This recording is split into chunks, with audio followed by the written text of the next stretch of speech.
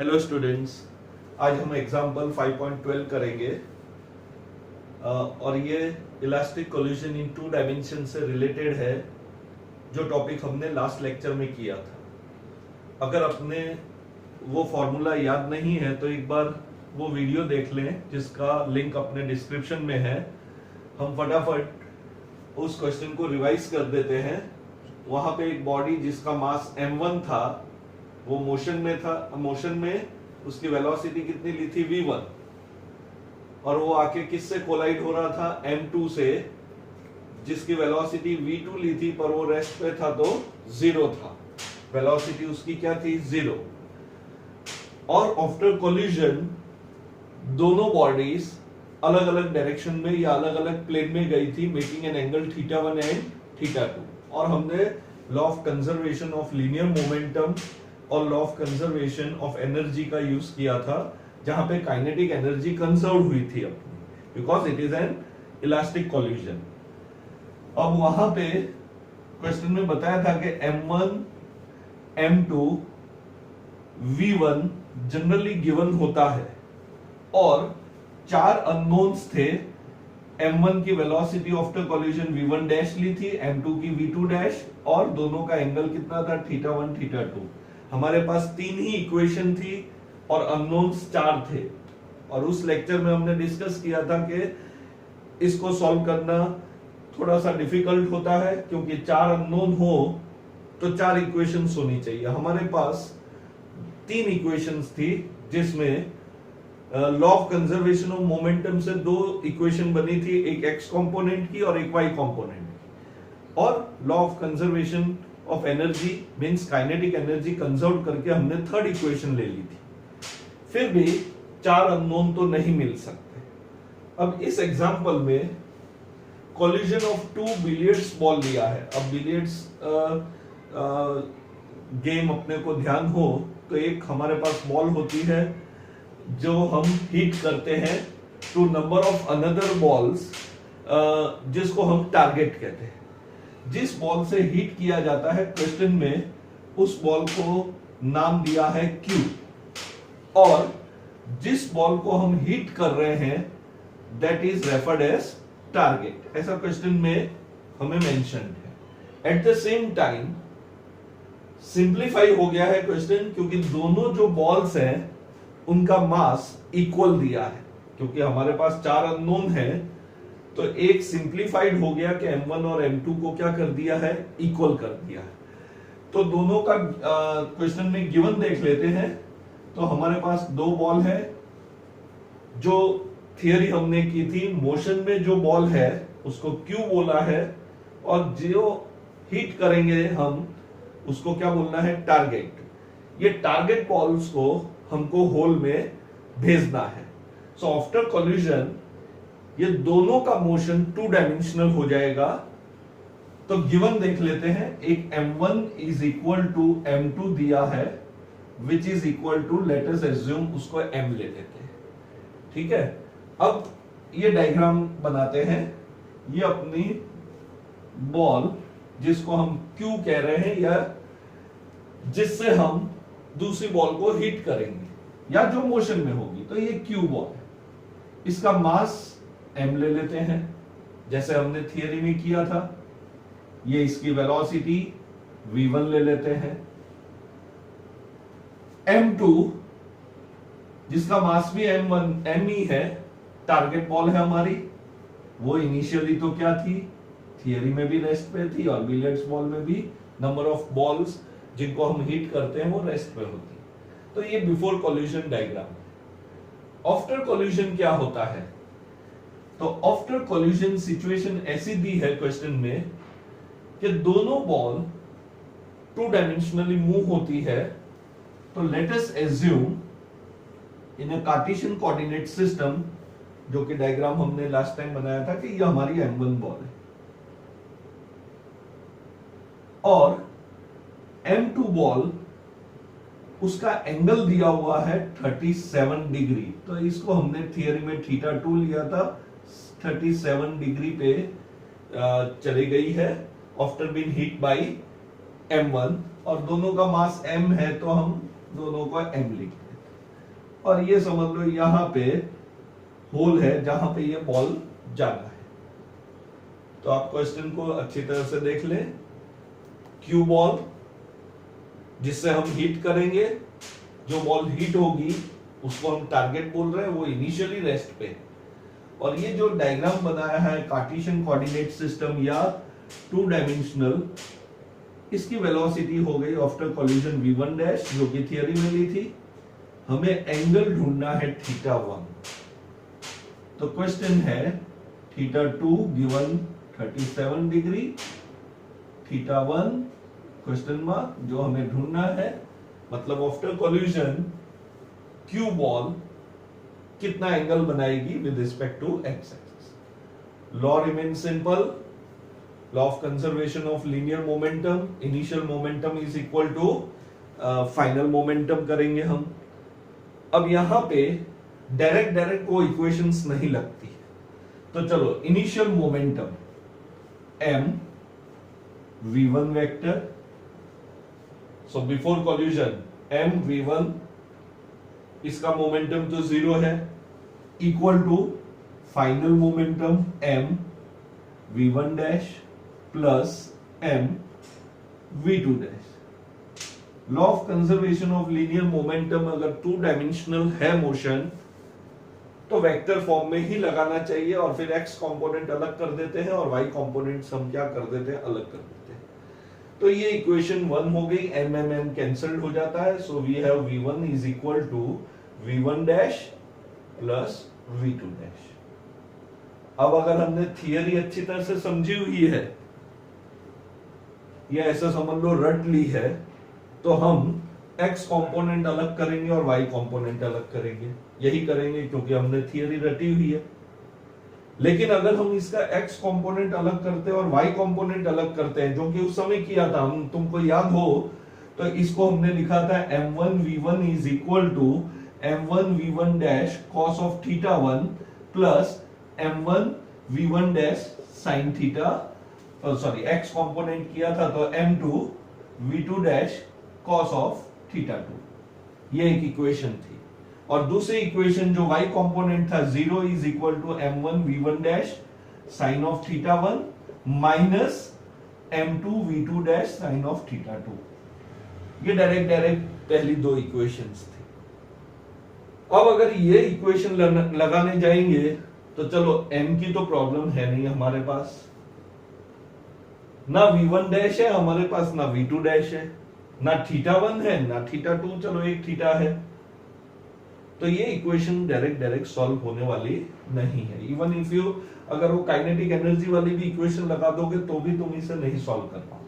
तो एक नई मेथड देख लेते हैं। अगर हमारे पास कोई वेक्टर फॉर्म में इक्वेशन है तो इसी इक्वेशन को खुद से मल्टीप्लाई कर देना है। अब मल्टीप्लीकेशन वेक्टर्स के कैसे होते हैं, दो तरह के, dot product and cross product. Dot product हमेशा स्केलर क्वांटिटी देता है। तो एक सिंपल सा फंडामेंटल याद कर लीजिए कि कोई वेक्टर इक्वेशन है और उसको स्केलर बनानी है तो उसको खुद से ही मल्टीप्लाई कर दो। अब ये मल्टीप्लिकेशन सिंपल मैथमेटिक्स वाला नहीं करना है, डॉट प्रोडक्ट करना है। तो हम इस इक्वेशन 1 को खुद से ही डॉट प्रोडक्ट कर देते हैं। तो कैसा हो जाएगा, देखो v1 डॉट v1 खुद से ही मल्टीप्लाई करना है, that is equal to v1 dash plus v2 dash vector dot v1 dash plus v2 dash. तो कोई भी वेक्टर इक्वेशन स्केलर फॉर्म में हो जाती है और हमारा न्यूमेरिकल या हमारा जो थियरी होती है वो बहुत इजी हो जाती है, क्योंकि स्केलर से डील करना इजी है as compare to vector form. अब डॉट प्रोडक्ट खुद के साथ ही मल्टीप्लाई होता है, जैसे a डॉट a, तो हम इसको क्या लिख सकते हैं, a cos 0, सेम वेक्टर है तो cos 0 1, तो क्या हो जाएगा a स्क्वायर। देखो स्केलर फॉर्म में आ गए हम। तो v1 डॉट v1 तो क्या हो जाएगा v1 स्क्वायर इक्वल टू, अब हम इसको डॉट प्रोडक्ट है v1 dash dot v1 dash, तो क्या हो जाएगा v1 डैश का square, v1 dash dot v2 dash, तो plus v1 dash vector dot v2 dash, plus फिर ये स्टेप हम एलिमिनेट कर सकते हैं, डायरेक्ट भी लिख सकते हैं, समझाने के लिए मैं डिटेल में लिख रहा हूं। अब v2 dash dot v1 dash, तो चलो v2 dash dot v1 dash plus v2 dash dot v2 dash, same vector multiplication, तो v2 स्क्वायर इक्वल टू, अब देखो काफी इजी हो गई इक्वेशन, यहां पे सॉरी v2 डैश हो जाएगा। अब ये दोनों सेम टर्म है और वैसे भी डॉट प्रोडक्ट में a dot b is equal to b dot a होता था, तो ये 2 टाइम्स हो गया। एक स्टेप्स और बढ़ा देते हैं तुमको समझाने के लिए, v1 dash square plus 2 times v1 dash v2 dash, dot अभी रखा हुआ है मैंने, v2 डैश स्क्वायर। अब डॉट हटाते हैं, a डॉट b, अब general formula a dot b का क्या था, a b cos theta, theta किसके बीच में एंगल था, a और b के, तो यहां v1 डैश और v2 डैश के बीच का एंगल देखना है। ये हमारा v1 डैश है, ये v2 डैश, तो ये पूरा एंगल कितना हो जाएगा बताओ, कितना हो जाएगा 37 प्लस थीटा 1, तो ये हो जाएगा v1 dash square plus 2 v1 dash v2 dash cos of theta 1 plus 37 degree plus v2 dash का स्क्वायर। ये हो गई हमारी इक्वेशन नंबर 2। देखो थियरी और न्यूमेरिकल में कितना डिफरेंस है। तो यहां हमारे पास 3 इक्वेशन थी और 4 अननोन्स थे, तो उस समय भी हमने बोला था कि इसको इतना इजीली सिंप्लीफाई कर सकते नहीं है, तो यहाँ एक मेथड हमने और सीख ली। और दिस फंडामेंटल और कॉन्सेप्ट कहीं भी यूज कर सकते हो। अगर किसी भी कोई भी इक्वेशन तुम्हारे पास अगर वेक्टर में है तो उसको स्केलर में लाने के लिए दोनों तरफ क्या ले लेना है, हमें डॉट प्रोडक्ट ले लेना है। अब बचा क्या, ये तो law of conservation of momentum हमने लगा दिया है। अब हम लगाते हैं law of conservation of energy, kinetic energy. Mechanical energy तो टोटल कंजर्व्ड ही रहती है, पर इलास्टिक कोल्यूजन में काइनेटिक एनर्जी कंजर्व्ड होती थी और इन इलास्टिक में काइनेटिक एनर्जी डिसिपेट होती है in the form of heat और साउंड और लाइट। चलो इक्वेशन 2 मिल गई है, ये हो गया v1 स्क्वायर। चलो काइनेटिक एनर्जी लगाते हैं। Initial kinetic energy half m v1 square is equal to final half m v1 dash square plus half m v2 dash का square. Half of cancelled, advantage m1 m2 m है वो भी cancelled out हो गया, तो v1 square is equal to v1 dash square plus v2 dash square. देखो equation simplified हो गई है एकदम से। अब इक्वेशन 2 और 3 को कंपेयर कर देते हैं, या 3 को यहां सब्स्टिट्यूट कर देते हैं, तो v1 डैश स्क्वायर, ये रहा v1 डैश स्क्वायर और v2 डैश स्क्वायर, ये कैंसल्ड हो जाएगा, या हम यहां लिख ही लेते हैं कंपेयरिंग इक्वेशन 2 एंड इक्वेशन 3।